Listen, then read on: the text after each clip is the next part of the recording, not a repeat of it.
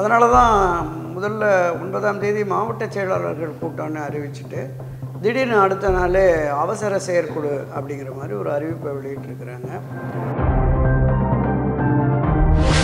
இன்னொரு தரப்பு என்ன சொல்கிறாங்கன்னா, திரு ஓபிஎஸ், திருமதி சசிகலா, தினகரன் இவர்களை அதிமுகவில் சேர்க்கணும். இப்போ பொது வெளிகளில் அந்த 6 பேருமே சொல்லலை, ஆனால் முயற்சி நடைபெற்றிருக்கிறது அப்படிங்கிறது தான். பிரதமர் நரேந்திர மோடிக்கு எதிரான நிலைப்பாடு இங்கே இருந்ததுனால அந்த வாக்குகள் அப்படியே திமுகவுக்கு போயிடுச்சு. அப்போ இவர்களிடம் ஒரு பெரிய அதிருப்தி இருக்கிறது. திரு எடப்பாடியினுடைய முடிவு, அவருடைய செயல்பாடில் அதிருப்தி இருக்கிறது. எனவே தான் அந்த நிலைப்பாடு என்பது அதிமுகவை அழிவுப்பாதைக்கு கொண்டு போயிடும் என்கிற வேதனை தான். 52 வருடமாக அண்ணா திராவிட முன்னேற்ற கழகத்தில் ஏற்படாத மிகப்பெரிய பின்னடைவு, சரிவு என்பது இப்போது ஏற்பட்டிருக்கிறது. இந்த வீடியோவை உங்களுக்கு வழங்குபவர்கள் Paces Pay, secure digital payments with multiple features and great success rate. வணக்கம் நேயர்களே, இன்றைய ஓகச் தமிழ் உரையாடலில் நம்மோடு மூத்த பத்திரிகையாளர் திரு துரை கருணா அவர்களை அவரை அன்போடு வரவேற்கிறோம். சார் வணக்கம். வணக்கம் சகோதரா. ஆகஸ்ட் 16 அதிமுக செயற்குழு கூட்டம்னு அறிவிப்பு, ஏற்கனவே ஒரு டேட் சொன்னாங்க, மறுபடியும் 16ஆம் தேதின்னு சொல்லி உறுதிப்படுத்தியிருக்கிறாங்க. ஸோ நீங்கள் கேள்விப்பட்ட அளவில் இந்த செயற்குழு கூட்டம் எப்படி இருக்கும்னு நினைக்கிறீங்க? வெளியே என்னென்ன தகவல்கள், உள் தகவல்கள் என்ன? இது வழக்கமாக 6 மாதங்களுக்கு ஒரு முறை இந்த கட்சியினுடைய செயற்குழு கூட்டம் நடத்தணும். ஆண்டுக்கு ஒரு முறை செயற்குழு பொதுக்குழு நடைபெறும். அது ஒரு வழக்கமான இதாக தான் இருந்தது. அதனால தான் முதல்ல 9ஆம் தேதி மாவட்ட செயலாளர்கள் கூட்டம்னு அறிவிச்சுட்டு திடீர்னு அடுத்த நாளே அவசர செயற்குழு அப்படிங்கிற மாதிரி ஒரு அறிவிப்பை வெளியிட்டிருக்கிறாங்க. ஏற்கனவே இந்த நாடாளுமன்ற தொகுதி வாரியாக ஒரு ஆலோசனை கூட்டம் நடந்ததில்ல. ஆமாம், அதுலேயே பெரும்பாலும் எல்லா மாவட்ட செயலாளரும் வந்துட்டாங்க. எனவே வெறும் மாவட்ட செயலாளர் மட்டுமே மறுபடியும் கூப்பிட்டு ஆலோசிக்கிறத விடவும் செயற்குழுவை கூப்பிட்டு ஆலோசிக்கலாம் அப்படிங்கிற மாதிரியான இருக்குது. இல்லை, 2 விதமான தகவல்கள் நமக்கு கிடைக்கிது. இது வழக்கமான நடைமுறைப்படியான செயற்குழுவாக தான் இருக்கும். இந்த எதிர்வரும் உள்ளாட்சி தேர்தல், கூட்டுறவு சங்க தேர்தல்கள், அதை தாண்டி 2026 சட்டப்பேரவை பொது தேர்தலில் எப்படி அந்த தேர்தலை எதிர்கொள்வது, அதற்கான வியூகங்களை எப்படி வகுக்கிறது, 2024 இந்த தோல்வி, நாடாளுமன்ற பொது தேர்தல் தோல்வி, இந்த தோல்வியிலிருந்து மீண்டு எழுவதற்கு என்னவெல்லாம் செய்யணும் அப்படிங்கிற மாதிரியான ஒரு விஷயங்களை மட்டுமே பேசுவாங்க அப்படின்னு. இன்னொரு தரப்பு என்ன சொல்கிறாங்கன்னா, இந்த திரு ஓபிஎஸ், திருமதி சசிகலா, தினகரன் இவர்களை அதிமுகவில் சேர்க்கணும். இந்த பிரிந்து கிடக்கிற இந்த சக்திகள் இணைந்தால்தான் அதிமுக வெற்றி பாதையில் பயணிக்கும். 2026 சட்டப்பேரவை பொது தேர்தலில் மீண்டும் ஆட்சி அதிகாரத்திற்கு வரக்கூடிய வெற்றியை நாம் ஈட்ட வேண்டுமென்றால் பிரிந்து கிடக்கிற அதிமுகவின் அந்த பிரிவினர் எல்லோருமே ஒன்றுபடணும். ஒருங்கிணைந்த அதிமுக தான் இனி வெற்றி சாத்தியம் அப்படிங்கிற ஒரு பார்வை இருக்குது. அது தொடர்பாக இப்போ இதுவரையிலும் பார்த்தோம்னா நாம் திரு ஓபிஎஸ் தரப்பில், திருமதி சசிகலா தரப்பில் தான் இந்த ஒன்றுபடுவோம், ஒருங்கிணைவோம் அப்படிங்கிற குரல் எழுதுது. இப்போ முதல் முறையாக கடந்த 1 மாத காலமாகவே ஒரு 6 பேர் கொண்ட அண்ணா திராவிட முன்னேற்ற கழகத்தினுடைய முன்னணியினர், திரு செங்கோட்டையன், திரு நத்தம் விஸ்வநாதன், திரு தங்கமணி, திரு வேலுமணி, திரு KP அன்பழகன், திரு CV சண்முகம், இந்த 6 பேர் கொண்ட முன்னணியினர் திரு எடப்பாடியை சந்தித்து கட்சி பிரிந்து கிடக்கிற சக்திகள் ஒன்றிணைந்தால்தான் வெற்றி சாத்தியம் என்கிற ஆலோசனையை வழங்கி இருக்கிறார்கள். கொஞ்சம் அழுத்தம் கொடுத்துருக்குறாங்க அப்படிங்கிற மாதிரி நம்ம தகவல்கள், செய்திகள் பார்த்தோம். ஊடகங்களில், வலைத்தளங்களில் கடந்த 1 மாதமாக போயிட்டுருக்கு. இதில் இந்த 6 பேருமே இப்படி ஒரு முயற்சியை நாங்கள் மேற்கொள்ளலைன்னு சொல்லலை. இப்போ பொது வெளிகளில் அந்த 6 பேருமே சொல்லலை, ஆனால் முயற்சி நடைபெற்றிருக்கிறது அப்படிங்கிறது தான். திரு எடப்பாடி பழனிசாமியை பொறுத்தளவில் ஒரு பிடிவாதமாக இல்லை, பிரிந்து சென்ற யாரையுமே மறுபடியும் இணைக்கிறது இல்லை. திரு ஓபிஎஸ், திரு சசிகலா, திரு டிடிவி தினகரன் ஒருபோதும் இந்த அதிமுகவில் நான் பொதுச்செயலாளருக்கு வரைக்கும் அனுமதிக்க மாட்டேன் அப்படிங்கிற மாதிரி ரொம்ப ஸ்ட்ராங்காகவே சொன்னாருன்னு நமக்கு தகவல்கள் கிடைக்கும். இந்த நிலைப்பாடு என்பது அதிமுகவினுடைய அடிப்படை உறுப்பினர்களிலிருந்து தலைமை நிர்வாகிகள் வரைக்கும் ஒரு கடும் அதிருப்தி தான் உருவாக்கி இருக்கு. அப்படி சொல்கிறத இப்போ இருக்கக்கூடிய நிர்வாகிகளே விரும்பலன்னு சொல்கிறீங்களா? ஆமாம் ஆமாம். அதாவது கட்சி ஒன்றிணைந்தால்தான் வெற்றி சாத்தியம் அப்படிங்கிறத எல்லோரும் உணர்ந்திருக்கிறாங்க. அந்த உணர்வை வெளிப்படுத்தும் விதமாகத்தான் 6 முன்னணியினர், குறிப்பாக இந்த அண்ணா திராவிட முன்னேற்ற கழகத்தில் இந்த பிரச்சனைகள் உருவானதற்கு பிறகு திரு எடப்பாடி பழனிசாமி பொதுச் செயலாளராக வருவதற்கும் அவர் ஸ்ட்ராங்காக அவருக்கு உச்சநீதிமன்றம், உயர்நீதிமன்றம், தேர்தல் ஆணையத்தில் அந்த தீர்ப்புகளை பெற்றுத் தருவதற்குமான முன்முயற்சியில் முழுமையாக ஈடுபட்டது திரு தங்கமணி, திரு வேலுமணி, திரு சி.வி. சண்முகம். இந்த 3 பேர் தான். இந்த 3 பேருமே மூத்தவர்கள் 3 பேரை அழைச்சிட்டு போய் பேசுகிறாங்க. திரு நத்தம் விஸ்வநாதன், திரு செங்கோட்டையன், திரு அன்பழகன் போன்றவர்களை அழைச்சிட்டு போய் பேசுகிறாங்க. இப்போ இந்த 6 பேருடைய கருத்து என்பது சாதாரண சாமானிய கீழே இருக்கிற அடிமட்ட தொண்டன் இருக்காங்க, வெறும் இரட்டை இலைக்கு மட்டுமே வாக்களித்து இந்த இரட்டை இலை சின்னம் வெற்றி பெற வேண்டும் என்பதற்காகவே கடுமையாக உழைக்கின்ற அவன் கட்சி ஒன்று சேரணும்னு விரும்புகிறான். இதை தான் அவங்க எடுத்துகிட்டு போய் முன் வச்சுருக்காங்க. ஆனால் அவர் அது ஒப்புக்கொள்ள மறுக்கிறார். யாருக்குமே அங்கே செல்வாக்கு இல்லை அப்படின்னு. திரு தினகரனை பொறுத்தளவில் நீங்கள் ஒன்று சேருங்க, நான் தனி கட்சி ஆரம்பிச்சிட்டேன் அமமுகன்னு, எனவே நான் உங்களோடு தேர்தல் உடன்பாடு வைத்து விரும்பினால் அதிமுகவோடு தேர்தல் உடன்பாடு வைத்து நான் உங்களோட பயணிக்கிறேன் அப்படிங்கிற மாதிரி சொல்லிட்டார். அப்போ இந்த 2 பேர் தான் இருக்காங்க, திரு ஓபிஎஸ், திருமதி வி.கே. சசிகலா 2 பேரும் தான் இருக்கிறாங்க. ஸோ அந்த இருவரையும் இணைத்துக் கொள்வோம் அப்படிங்கிற மாதிரி போன ஆலோசனைக்கு போனவர்கள், நீங்களே பொதுச் செயலாளராக தொடருங்கள், கையெழுத்திடும் அதிகாரம் உங்களை தவிர வேறு யாருக்கும் பிரித்து கொடுக்கப்பட மாட்டாது, நீங்களே முதலமைச்சர் வேட்பாளராகவும் அறிவிக்கப்படுவீர்கள், எனவே இதற்கு நீங்கள் ஒப்புக்கொண்டால் அவங்களோட நான் பேசி அழைச்சிட்டு வர்றோம் அப்படிங்கிற மாதிரிலாம் சொல்கிறாங்க. இப்போ இந்த அளவுக்கு அவர்கள் கீழே இறங்கி பேசினாலும் பிடிவாதம் காட்டுகிறார் திரு எடப்பாடி பழனிசாமி. அப்போ அவருடைய எண்ணம், நோக்கம் என்னங்கிறது நமக்கு பிடிபடலை. இல்லை, நீங்கள் நோக்கம் என்னன்னு பிடிபடலை அப்படின்னு சொல்கிறீங்க. ஆனால் தொடர் தோல்விகள் ஒரு பக்கம் இருக்குது. ரெண்டாவது, தோல்வி குறித்து நீங்கள் சொன்ன மாதிரி அந்த மாவட்ட செயலாளர்கள் அல்லது தொகுதி வாரியாக நிர்வாகிகளை அழைத்து அதுக்கான காரணங்களை அவர் கேட்டறிந்த பிறகும் கூட அவங்க சில விஷயங்களை சொல்லியிருப்பாங்கள்ல, இது என்ன ஒரு அனலைஸ் பண்ணுற மாதிரி தானே இது இதுக்கு காரணம், நீங்கள் தோல்வி அடைஞ்சிட்டீங்க, இல்லை இவ்வளோ வாக்குகள் டெபாசிட் இழந்துட்டோம்னா என்ன காரணம், அல்லது வாக்குகள் ஏற்கனவே இருக்கிற இடத்துல நமக்கு சரி பாதி குறைஞ்சிருக்குன்னா அது என்ன காரணம்னு சொல்லி அவங்க கேட்கும்போது அவங்க சில காரணங்கள் முன் வைப்பாங்கள்ல. ஸோ அவர் சொன்னதுக்கு பிறகும் கூட அந்த இதை திரு எடப்பாடி அனலைஸ் பண்ணி பார்க்கலையான்னு கேட்குறேன். அந்த காரணங்கள் இல்லை, அவங்க சொன்ன காரணம் நீங்கள் சரியாக தான், உங்களுடைய தலைமை சரியாக தான் இருக்குதுங்க, திமுக மேலே ஏதாவது ஒரு குறை சொல்லி அல்லது வழக்கமாக சொல்கிறாங்களா, இப்போ இந்த ஆட்சி இந்த தேர்தலுங்கிறது மோடி வேண்டுமா அல்லது ராகுல் வேண்டுமா, பிஜேபி வேண்டுமா அல்லது உங்களுக்கு காங்கிரஸ் தலைமையிலான அந்த இந்தியா கூட்டணி ஆட்சிக்கு வரமா நடந்த தேர்தலுங்க, இதுக்கும் நமக்கும் சம்மந்தம் இல்லை, நமக்கு 26 தான் அப்படிங்கிற விஷயத்த பேசினவங்க முன் வச்சாங்களான்னு கேட்குறேன். நாடாளுமன்ற தொகுதி பொறுப்பாளர்கள், அந்த நாடாளுமன்றத்தினுடைய வேட்பாளர்கள், களத்தில் நின்ற வேட்பாளர்கள், மாவட்ட செயலாளர்கள் மற்றும் உள்ள அந்த பகுதியின் முக்கிய மாநில நிர்வாகிகள், இவங்க தான் இந்த ஆலோசனை கூட்டத்துக்கு அழைக்கப்பட்டிருக்கிறார்கள். என்ன நடந்திருக்குன்னா, இந்த ஆலோசனை கூட்டத்தில் வெளிப்படையாக தங்கள் கருத்துக்களை தெரிவிப்பதற்கு யாரையுமே அனுமதிக்கவில்லை. வாய்ப்பு வழங்கல. அப்போ என்ன, இங்கிருந்து போகிற போதே இந்த ஓபிஎஸ்ஐ சேர்க்கணும், சசிகலாவை சேர்க்கணும், அவங்கள சேர்த்துருந்தா வெற்றி பெற்றிருப்போம் அப்படிங்கிற கருத்தை யாருமே பேசக்கூடாது அப்படிங்கிறாங்க.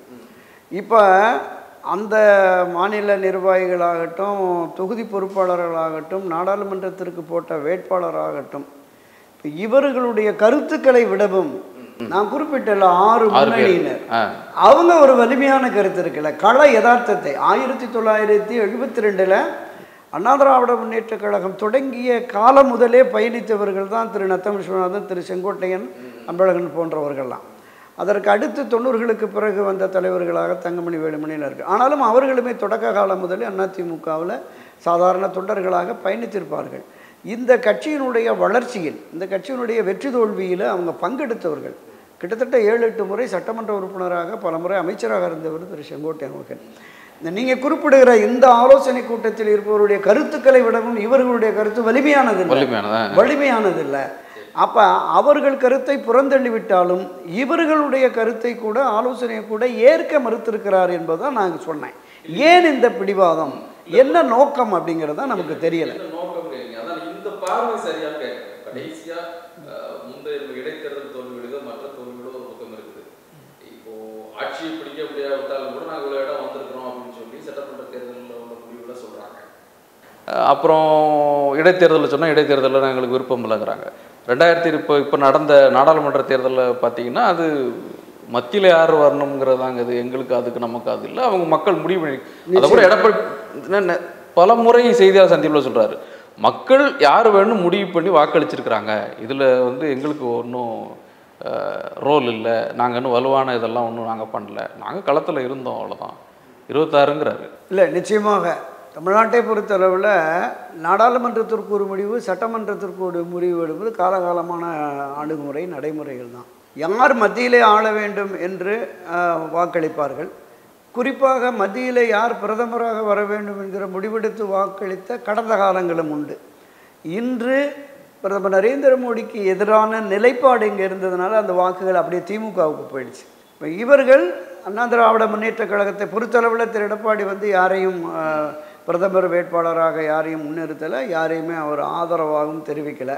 அதனால் இந்த பின்னடைவு அப்படிங்கிறத மாதிரி சொல்லிடுறார். ஆனால் அண்ணா திராவிட முன்னேற்ற கழகத்திற்கென்று ஒரு நிரந்தர வாக்குகள் இருக்குல்ல, இரட்டை இலைக்கு மட்டுமே வாக்களித்தவர்கள் அவங்க 1 கோடி பேர் ஓட்டு போட போகல. கட்சியினுடைய அந்த மரியாதை முக்கியம். ஒரு மிகப்பெரிய சரிவு பின்னடைவு ஏற்பட்டிருக்கு. என்ன காரணம்? 15 இடங்களில் 3வது இடம் போயிருக்கு. ஒரு 6-7 தொகுதியில் கட்டுத்தொகை இழந்திருக்கிறாங்க. ஒரு சட்டமன்ற தொகுதியில் வெறும் 5000 வாக்குகள் வாங்குகிறாங்க. அப்போ இந்த இரட்டை இலை, இந்த கட்சியினுடைய நிறுவனத் தலைவர் புரட்சித் தலைவர் எம்ஜிஆர் செல்வி ஜெயலலிதாவுக்கு என்று ஒரு தனித்த செல்வாக்கு இருக்குல்ல, அந்த தனித்த செல்வாக்கு காலமெல்லாம் வெற்றி சின்னம் இரட்டை இலை என்று பேசப்படுகிற அந்த சின்னத்திற்கு கட்சியின் உறுப்பினர்கள் 2 கோடி 6 லட்சம் உறுப்பினர்கள் இருக்காங்கன்னு தொடர்ந்து பேசிட்டு வர எடப்பாடி. நீங்கள் 1 கோடி ஓட்டு கூட வாங்க முடியல. அப்போ இவர்களிடம் ஒரு பெரிய அதிருப்தி இருக்கிறது. திரு எடப்பாடியினுடைய முடிவு, அவருடைய செயல்பாடில் அதிருப்தி இருக்கிறது. எனவே தான் சோர்ந்துட்டாங்க. இதை நான் சொல்லலை, திரு எடப்பாடியே சொல்கிறார். நாடாளுமன்ற தேர்தல் முடிஞ்ச உடனே 1 வாரம் 10 நாளில் ஒரு கூட்டம் வச்சார்ல, சென்னை மற்றும் புறநகர் பகுதியில் இருக்க மாவட்ட செயலாளர்கள் நிர்வாகிகளை கூப்பிட்டு ஒரு கூட்டம் நடத்தின போது, நீங்கள் யாருமே கட்சிக்கும் தலைமைக்கும் விசுவாசமாக இல்லை, சோரம் போயிட்டீங்க, யாருமே தேர்தல் களப்பணி ஆற்றவில்லை, பல பேர் பூத்திலே இல்லை, வெளியில் வந்துட்டீங்க அப்படின்னு. அப்போ இந்த பின்னடைவு சரிவு கட்சியினர் மத்தியிலே, கட்சியினுடைய நிர்வாகிகள் மத்தியிலேயே ஒரு பெரிய அதிருப்தி இருக்கிறது. அப்போ இது 2026 வரைக்கும் தொடர்ந்தால் 2026 சட்டப்பேரவை தேர்தலையும் ஒரு மிகப்பெரிய தோல்வியை அண்ணா திராவிட முன்னேற்ற கழகம் சந்திக்கும். ஏன் சொல்கிறேன்னா, நீங்கள் விக்கிரவாண்டி இடைத்தேர்தலில் கிட்டத்தட்ட ஒரு 40,000-50,000 ஓட்டு இதுவரையில் ரெட்டலைக்கே வாக்களித்த அந்த வாக்காளர்கள் உதயசூரனுக்கு போயிட்டாங்க. இந்த நிலைப்பாடு என்பது ஒருபோதும் இருந்ததில்லை. திராவிட முன்னேற்ற கழக எதிர்ப்பு தான் உள்ளுக்குள்ளே கனன்று கொண்டே இருக்கும். அண்ணா திராவிட முன்னேற்ற கழகத்தினுடைய அந்த அடிப்படை உறுப்பினர்கள், தொண்டர்கள், அவர்களுடைய அனுதாபிகள், ஆதரவாளர்கள் என்பவர்கள் திமுக எதிர் மனநிலையிலே இருப்பார்கள். இப்போ அவங்களே ஒரு மாற்று சிந்தனைக்கு வந்த பொழுது இந்த 2026 தேர்தலில் என்ன மாதிரி ஆகும் அப்படிங்க. திராவிட முன்னேற்ற கழகம் ஆட்சி கட்சியாக இருக்கிறது. அதோடு அணி சேர்ந்திருக்கிற 12 அரசியல் கட்சிகள் ஸ்ட்ராங்காக இருக்காங்க. கடந்த 2019, 2021 தொடர்ந்து உள்ளாட்சி தேர்தல் தொடர்ந்து இருக்காங்க.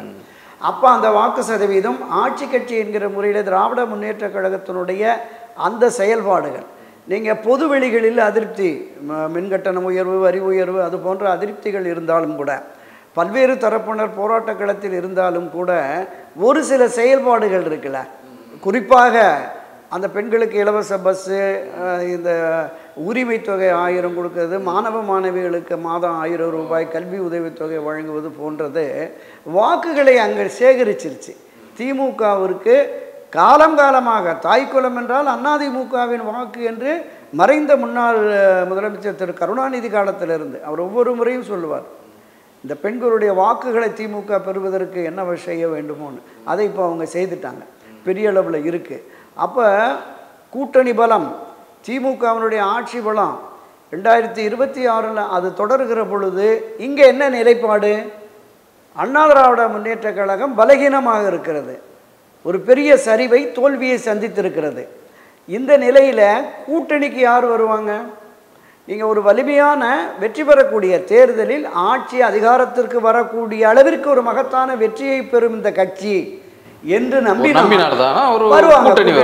அப்ப கட்சியும் பலமிழந்து கூட்டணியும் இல்லாத சூழலில் 2026 நான் வெற்றி பெற்ற ஆட்சிக்கு வருவேன் என்று திரு எடப்பாடி சொல்லுவது எந்த விதத்தில் ஏற்புடையது அப்படிங்கிறதா இப்போ பொதுவெளி. நீங்கள் சொல்ற வைத்து பார்க்கும்பொழுது அப்போ இப்போ அந்த செயற்குழு கூட்டம் நடந்தாலுமே அது ஒரு பேரளவில் தான் இருக்கும். பேரளவில் சில தீர்மானம் நிறைவேற்றப்படும், வேற எதுவும் இப்போ பெரிய லெவலில் ஒன்று கொண்டு வர்றதுக்கான வாய்ப்பு இல்லை. இல்லை எதிர்குறல்கள் இப்போ நீங்கள் சொல்றீங்களா, இப்போ இந்த நீங்கள் இந்த 6 பேர் சொல்கிறீங்களா, அந்த 6 பேரோ அல்லது அந்த 6 பேரில் ஒரு 3 பேரோ அதுலேயும் சீனியர் ஜூனியர்ஸ் இருக்கிறாங்கல்ல, அதில் ஏதாவது அவங்க பேசுவதற்கான ஒரு வாய்ப்பு இல்லை. ஒருவேளை இந்த திரு ஓபிஎஸ் திருமதி சசிகலாவை சேர்ப்பது தொடர்பாக இனி யாரும் எதுவும் பேசக்கூடாது, இந்த செயற்குழு முற்றும் முழுவதுமாக அதை புறக்கணிக்கிறது, அவர்களை சேர்ப்பதே இல்லை என்கிற ஒரு தீர்மானத்தை எடுத்து, அப்படி யாராவது நீங்கள் சேர்க்கணும்னு சொன்னீங்கன்னா அவங்க மேலே கட்சி நடவடிக்கை எடுக்குங்கிற மாதிரி ஒரு தீர்மானத்தை போட்டு அடுத்த 1 மாதத்திலே ஒரு அவசர பொதுக்குழுன்னு போட்டு இந்த அவசர செயற்குழு நிறைவேற்றிய தீர்மானத்தை அவசர பொதுக்குழுவும் ஒப்புதல் கொடுத்துருச்சு, எனவே அதை பற்றி பேச வேண்டாம், இனி இணைப்பு என்பது ஒருங்கிணைப்பு என்பது இல்லை என்கிற முடிவை எடுத்தால் அதிமுகவில் ஒரு மிகப்பெரிய ஒரு பிரளயமே ஏற்படும். ஏன்னா எவ்வளவு காலம்தான் அந்த தோல்வியை தொடர்ந்து 10 தோல்வி 11 தோல்வி. சரி, நீங்கள் இன்னொரு பக்கம் சார், நான் தோல்வி சில இப்போ நீங்கள் உங்களை போன்றவர்கள் தொடர்ந்து ஒரு நீண்ட காலமாக அரசியலில் கவனித்து வரக்கூடியவர்கள், பத்திரிகையாளர்கள், விமர்சகர்கள் அவர் பார்வை வைக்கிறாங்க. அதே போன்று இன்னொரு தரப்பு உங்களை போன்று சீனியர்களாக இருக்கக்கூடியவர்களுடைய பார்வையும் இருக்குது. இது 2 பேரை மட்டும் சேர்த்துட்டா அதிமுக பெருசாலாம் ஒன்றும் வந்துடாது, அவர்களும் அவ்வளோ அத்தகைய ஒரு தலைவர்களாக மக்கள் மத்தியில் பேர் பெற்ற தலைவர்களாக அல்லது நன்மதிப்புடைய தலைவர்களாக திரு ஓபிஎஸ்ஸோ திருமதி சசிகலாவோ இல்லை. இது ஒரு சமூக ரீதியான ஒரு பார்வை இருக்குது, அவங்களுக்கான சில வாக்குகள் இருக்குதே தவிர மக்கள் செல்வாக்கு பெற்ற ஒட்டுமொத்த தலைமையாக அவர்களும் இல்லை. அதனால் சேர்ந்தால் மட்டும் 2026 இவங்க ஒன்றும் பண்ண முடிய போகிறதில்ல அதிமுகவில் என்ற ஒரு பார்வையும் சில பத்திரிகையாளர்கள் உங்களை நிச்சயமாக அது தொடர்பாக விவாத களங்கள்ல பல பேர் பேசுகிறாங்க. அதான் கேட்குறேன். இப்போ என்னன்னா, ஒரு தேர்தலின் வெற்றி தோல்வியை தீர்மானிக்கிற போது வாக்கு சதவீத இடைவெளி இருக்குல்ல, கடந்த 96 2001 நினைக்கிறேன், கோவையில் வெறும் 17 வாக்குகள் சவுந்தரராஜன் சிஐடியு செக்ரட்டரியாரில் அவர் தோற்கடித்த ஐஎன்டிசியில் அதிமுகவுக்கு வந்தார் ஒரு தொழிற்சங்க தலைவர் சின்னசாமிக்கும் அவருக்கும் வெற்றி சதவீதம் 17 வாக்குகள் தான், வெறும் 17 வாக்குகள். இதே தியாகராய நகர் சட்டமன்ற தொகுதியில் 2021 சத்யா 147 வாக்குகளில் தோற்று போயிடுறார். திரு ஓபிஎஸ் திருமதி சசிகலா அவர்களுக்கு ஒரு தொகுதிக்கு 5000 10,000 வாக்குகள் தென் மாவட்டங்களில் இருக்குது. நிதர்சனம் நீங்கள் குறிப்பிட்ட அந்த சமுதாய பின்னணி அவர்களுக்கு இருக்கிறது. குறிப்பாக இந்த 10.5% வன்னி இருக்குன்னு 2021 ஒரு அவசர மசோதாவை கொண்டு வந்தார்ல திரு எடப்பாடி பழனிசாமி, இந்த முக்குளத்தோர் உள்ளிட்ட எம்பிசியை சேர்ந்த 106 சமுதாயம் திரு எடப்பாடிக்கு எதிரான அதிமுகவுக்குள்ள திரு எடப்பாடிக்கு எதிரான மனநிலையில் இருக்கிறார்கள். அவர் தலைமையிலான கட்சிக்கு நாங்கள் வாக்களிக்க மாட்டோம் என்கிற உறுதிப்பாட்டோடு இருக்கிறாங்க. தென் மாவட்டங்களில் ஒரு 4-5 தொகுதி நமக்கு டெபாசிட் போயிடுச்சு, அங்கே ஒரு 10-15 தொகுதியில் பின்னடைவு வந்திருக்கு, 3வது இடம் போயிருக்குங்கிறோம்ல. இதனுடைய நீட்சி அப்படியே 2026 பார்த்தீங்கன்னா 16 நாடாளுமன்ற தொகுதிக்கு உட்பட்ட 96 சட்டமன்ற தொகுதிகளில் ஒரு மிகப்பெரிய சரிவு, பின்னடைவு, தோல்வி வரும் அப்படிங்கிறது தான் நிதர்சனம். ஏன்னா ஏற்கனவே அமமுக என்கிற தனி கட்சியை தொடங்கி 42 தொகுதிகளில் அதிமுகவின் வெற்றியை தினகரன் பாதித்திருக்கிறார். இப்போ திரு ஓபிஎஸ் திருமதி சசிகலாவும் இணைகின்ற பொழுது குறைந்தபட்சம் ஒரு 3-5% வாக்குகள். நான் என்ன சொல்கிறேன்னா, பல பதிவுகளை நம்ம பேசியிருக்கோம். திராவிட முன்னேற்ற கழகத்துக்கும் அண்ணா திராவிட முன்னேற்ற கழகத்துக்கும் ஆட்சி அதிகாரத்திற்கு வரக்கூடிய வெற்றி தோல்வியை தீர்மானிக்கிறது 1%-3% வாக்குகள். நான் குறிப்பிடுகிற 4-5% வாக்குகள் இவை எல்லாமே அதிமுக வாக்குகள். அதிமுகவில் இருக்கிறவர்கள், பயணப்பட்டவர்கள், இன்னும் அதிமுகவில் இருக்கிறவர்கள் தான். அப்போ இவர்களை தவிர்த்து விட்டு நீங்கள் அதிமுக தனித்து நிற்கிற போது வெற்றி சாத்தியம் இல்லை என்பது தான் கள யதார்த்தம், நிதர்சனம். இதை உணர மறுக்கிறார். நீங்கள் ஓபிஎஸ்க்கு செல்வாக்கில் ஏங்க ராமநாதபுரத்தில் ஒரு சுயேட்சை சின்னம் ஒரு பலாப்பழத்தை கையில் வச்சுட்டு 12 நாள் பிரச்சாரத்தில் 3.5 லட்சம் வாக்குகள் வாங்குறாருங்க, செல்வாக்கு இல்லாமையா? அதனால் செல்வாக்கு என்பது மறைமுகமாக இருக்கிறது. இன்றைக்கும் அவருடைய அந்த உரிமை மீட்பு குழு என்கிற அந்த பெயரிலேயே கிட்டத்தட்ட ஒரு 78-80 மாவட்ட செயலாளர்கள், ஒரு 60-62 பேர் தலைமை கழக நிர்வாகிகள். நீங்கள் தேனி மாவட்டத்தில் மட்டும் செல்வி ஜெயலலிதா காலத்தில் இருந்த நிர்வாகிகளில் கிட்டத்தட்ட 80-82% பேர், 15,600 நிர்வாகிகளை கிட்டத்தட்ட 14,000க்கு மேற்பட்ட நிர்வாகிகள் இன்னும் அப்படியே இருக்காங்க தேனி மாவட்டத்தை பொறுத்தளவில். தஞ்சையில் ஒரு 60-70%. அதே போல் தென்காசி திருநெல்வேலி பகுதியில் குறைந்தபட்சம் 50-60%, நிர்வாகிகள் இருக்கிறாங்க, கட்சியினுடைய நிர்வாகிகள் இருக்கிறாங்க. இன்னும் இளைஞரணி பேரவை பாசறைன்னு ஒரு அமைப்பு இருக்கிறது, அவர்கிட்டையும் இருக்குது. திருமதி சசிகலா ஆதரவு நிலைப்பாட்டில் உள்ளவர்களும் இன்றைக்கி நம்ம பார்த்தோம். தென்காசியில் போகிறபோது ஓரளவுக்கு அவருக்கு அந்த ஆதரவு நிலை என்பது அதிமுக கொடிகளோடு அங்கே வந்தாங்க, பார்த்தோம். இன்றைக்கி நேற்றுக்கு முதல் திருநெல்வேலியில் அவங்க இந்த பிரச்சாரத்தை தொடங்குறாங்க, வருது. நான் என்ன கேட்குறேன்னா, ஊருக்கு 50 பேர் 100 பேர்னு ஒரு தொகுதிக்கு 5000 10,000 வாக்குகள் பிரிகிற பொழுது எப்படி வெற்றி சாத்தியம்? அதை உணரணும்ல. ஆக பிரிந்து கிடக்கிற சக்திகள் ஒன்றிணைந்தால் மட்டும்தான் ஆட்சி அதிகாரத்திற்கு வரக்கூடிய வெற்றியை பெற முடியும் அப்படிங்கிறத உணர்ந்து தான் அந்த 6 தலைவர்களும் அவரை வலியுறுத்துகிறாங்க. அப்போ அரசியல் அனுபவம் பெற்ற, முதிர்ச்சி பெற்ற அவர்களுடைய எடப்பாடி பழனிசாமி விடவும் அதுதான் சொல்ல வரேன், அவரை விடவும் அரசியல் அனுபவமும் அரசியல் முதிர்ச்சியும் கள யதார்த்தத்தையும் கிட்டத்தட்ட 1977 தேர்தல்களை சந்தித்த, வெற்றி தோல்வியை சந்தித்தவர்கள் சொல்லுகிற அவர்களுடைய கருத்துக்களை ஆலோசனையை கூட ஏற்காமல் பிடிவாதமாக, ஒரு மூர்க்கத்தனமாக, ஒரு இன்னும் சொல்லப்போனால் ஒரு அதிகார திமிர் ஆணவம்னு கூட சொல்லலாம். அது கொஞ்சம் கடுமையான வார்த்தையாக இருந்தாலும் திரு எடப்பாடியினுடைய போக்கு அதை தான் நமக்கு காட்டுது. ஸோ அந்த நிலைப்பாடு என்பது அதிமுகவை அழிவுப்பாதைக்கு கொண்டு போயிடும் என்கிற வேதனை தான். 52 வருடமாக அண்ணா திராவிட முன்னேற்ற கழகத்தில் ஏற்படாத மிகப்பெரிய பின்னடைவு, சரிவு என்பது இப்போது ஏற்பட்டிருக்கிறது. கிட்டத்தட்ட 7 முறை இந்த மாநிலத்தை ஆண்ட கட்சி, 31 ஆண்டுகள், 52 வருஷத்தில் 31 ஆண்டுகள் ஆட்சி கட்சியாக இருந்த அதிமுக இன்றைக்கு இவ்வளோ பெரிய சரிவை, பின்னடைவை சந்தித்திருக்கு. நீங்கள் தனிமனித அந்த ஈகோவை விட்டுட்டு கட்சி முக்கியம், கட்சியினுடைய வெற்றி முக்கியம், தேர்தலில் ஆட்சி அதிகாரத்தை பெறக்கூடிய வெற்றி முக்கியம் என்று கருதுவாரேயானால் நிச்சயமாக நீங்கள் சதவீதத்தை கணக்கை வச்சுக்கிட்டு அப்போ 19 20 தான், இப்போ 20 22% வாங்கிட்டோம். அன்றைக்கி 33 தொகுதியில் போட்டிங்க, இன்றைக்கி 23 அப்போ 23 21 தொகுதியில், இப்போ 33 தொகுதியில் போட்டிருக்கீங்க. நான் குறிப்பிடுறது இதுதான். 2,06,00,000 பேர் அடிப்படை உறுப்பினருங்கிறீங்க. கட்சி கார்டு வச்சுருக்கான், இன்றைக்கும் கொண்டு போய் கார்டு கொடுத்துக்கிட்டு இருக்காங்க மாவட்ட அளவில். அந்த கார்டு வச்சுருக்கிறவன் எடப்பாடி படம் போட்டு, இது எம்ஜிஆர் செல்வி ஜெயலலிதா படம் போட்டு, எடப்பாடி படத்தை பெரிய படமாக போட்டு உறுப்பினர் கார்டு விநியோகிக்கிறாங்க. அந்த உறுப்பினர் கார்டு பெற்றவனே வாக்களிக்க போகலை அப்படின்னா அப்போ உங்களை அதிருப்தி தானே. அப்போ அண்ணா திராவிட முன்னேற்ற கழகத்திலே பயணிக்கிற நிர்வாகிகளுக்கும் தொண்டர்களுக்கும் ஒரு கட்சி தலைமை ஒரு சரியான திசை வழியில் பயணிக்கலை, அவர்கள் எடுக்கிற முடிவு சரியில்லை, இது நமக்கு ஏற்புடையதல்ல என்று கருதினால் அவங்களுக்கு பாடம் புகட்டுவாங்க கட்சி தலைமைக்கு. அப்படி தான் அந்த 2024 பாடம் புகட்டியிருக்காங்க. ஏற்கனவே 1996ஆம் ஆண்டு ஜெயலலிதாவுக்கு பாடம் புகட்டினவங்க அவர். கட்சியினுடைய அடிமட்ட தொண்டர்கள், உறுப்பினர்கள், நிர்வாகிகளுடைய கருத்துக்கு, எண்ணத்திற்கு மாறுபட்டு செயல்பட்டதனுடைய விளைவு 91 96 காலகட்டத்தில். அப்போ ஒரு தோல்வியை அவர்கள் கொடுக்குறாங்க. அந்த அம்மாவே தோற்கக்கூடிய அளவிற்கு இருக்கிறது அப்படின்னு. அதே மாதிரி இப்படிப்பட்ட ஒரு நிலை மீண்டும் உருவாகிவிடக்கூடாது. தொடர்ந்து 2026லையும் தோற்றுட்டா அதிமுகவுடைய எதிர்காலமே பெரிய கேள்விக்குறியாயிரும். ஏன்னா திராவிட முன்னேற்ற கழகத்தினுடைய அந்த எதிர்ப்புணர்வு கனன்று கொண்டு இருந்துச்சுல்ல, அது கொஞ்சம் கொஞ்சமாக அணைய ஆரம்பிச்சிருச்சு. பரவாயில்லைங்கிற நிலைக்கு போய் தான் உதயசூரனுக்கு போட்டிருக்காங்க. இந்த நிலைப்பாடு வந்ததுன்னா 2026 தோட்டோடனே 40 வயதுக்கு கீழே அதிமுக எதுக்கு தோக்க போறாங்க, எதுக்கு போட்டு நம்ம போட்டு வாக்க வீணடிப்பான அப்படி வந்துடும். அப்ப யாருக்கு ஜெயிக்கிறவங்களுக்கே போட்டு போலாம, எதிரியா இருந்தாலும் பரவாயில்லைங்கிற மனநிலை வந்துடும். 2026 தோற்றா நீங்க ஒரு 40 வயதுக்கு கீழுள்ளவர்கள் எதிர்கால அரசியலை, எதிர்காலத்தில் இருக்கிற அந்த தேர்தல் வெற்றி தோல்விகளை தீர்மானிக்கிற நிலையிலே இருக்கிறவர்கள் கொஞ்சம் கொஞ்சமாக திமுகவுக்கு கொஞ்சம், இந்த பக்கம் பாஜகவுக்கு கொஞ்சம், சீமான் பின்னாடி கொஞ்சம், புதிய இளைஞர்கள் தம்பி விஜய் பின்னாடி தமிழக வெற்றி கழகத்துக்கு அந்த மாதிரி சிதைஞ்சு போயிடுச்சுன்னா ஒரு 60-70 வயது கடந்தவர்கள், பெரியவர்கள் தான் புரட்சித் தலைவர் எம்ஜிஆர் செல்வி ஜெயலலிதா ரெட்டலைன்னு பேசிகிட்டு இருப்பாங்க.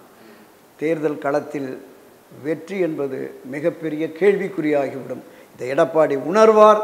உணர்ந்தால்தான் அவருக்கும் நல்லது, கட்சிக்கும் நல்லது. நிறைவாக இப்போ அப்படி என்றால் இப்போ இந்த செயற்குழு கூட்டத்தில் ஏதோ ஒரு பூகம்பம் அந்த மாதிரி வாய்ப்பு இல்லை, இயல்பாக போயிருமா? இல்லை அதுதான் என்னுடைய இல்லை, அதான் நிச்சயமாக வாய்ப்பே இல்லை. நாம் எதிர்பார்க்கிற மாதிரி பொதுவெளிகளில் ஊடகங்கள் எதிர்பார்க்கிற அளவுக்கு எதுவுமே இல்லாமல் உப்பு சப்பு இல்லாத ஒரு செயற்குழுவாக தான் முடிய போகுது. ஏனென்றால் இங்கு இருக்கிற கட்சியினுடைய நிர்வாகிகள் என்று இருக்கிற பலருமே வெளியில் நான் சொன்ன இந்த 6 பேரை சந்தித்து அண்ணன் எப்படியாவது கட்சியை ஒன்று சேர்க்கறதுக்கு பாருங்கள் அப்படிங்கிற மாதிரி சொல்கிறாங்க. ஆனால் அங்கே ஒரு கூட்டம்னு வர்றபோது இல்லை எடப்பாடியார் எடுக்கிற முடிவு தான், பொதுச்செயலாளர் இருக்கிற முடிவு தான், நீங்கள் என்ன சொன்னாலும் சரின்ட்டு வந்துடுறாங்க. அங்கே பேச முடியல. அப்போ உள்ளுக்குள்ளே அந்த கனன்று கொண்டு இருக்கிற விஷயம் இருக்குல்ல, அது ஒரு கட்டத்தில் வெடிக்க ஆரம்பித்தோம். எந்த ஒரு நிலைப்பாட்டை எடுத்தால் கட்சியினுடைய எதிர்காலம் முக்கியம் என்று எல்லோரும் கருதுவார்களே, ஆனால் அந்த நிலைப்பாட்டை எடுப்பதற்கு நிச்சயமாக அவர்கள் தயாராக இருப்பார்கள் அப்படின்னு. ஆனால் இப்போ நடக்காதுங்கிறீங்க. இப்போதைக்கு வாய்ப்பு ரொம்ப ரொம்ப குறைவு தான். நன்றி. இந்த வீடியோ உங்களுக்கு பிடிச்சிருந்தா லைக் பண்ணுங்க, ஷேர் பண்ணுங்க, கமெண்ட் பண்ணுங்க. மறக்காம OH தமிழ் சேனலுக்கு சப்ஸ்கிரைப் பண்ணுங்க.